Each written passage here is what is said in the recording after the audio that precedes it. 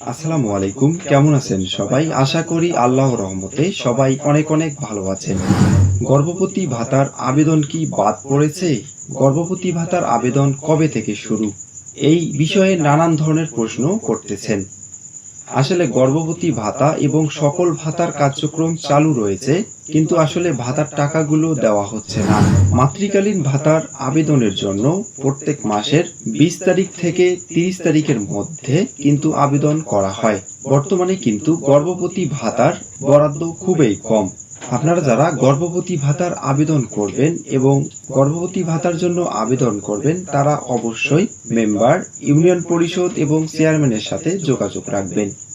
যখনই আপনার ভাতার বরাদ্দটা আসবে, তখনই যদি আপনারা এই মেম্বার অথবা চেয়ারম্যানের সাথে যোগাযোগ করেন, তাহলে আপনারা এই ভাতাটি পেতে পারেন। ভাতা সম্পর্কিত সকল তথ্যের আপডেট সবার আগে পেতে আমার এই ছোট্ট চ্যানেলটি সাবস্ক্রাইব করে পাশে থাকা বেল বাটনটি বাজিয়ে দিন। সবাই ভালো থাকবেন, সুস্থ থাকবেন। আল্লাহ হাফেজ।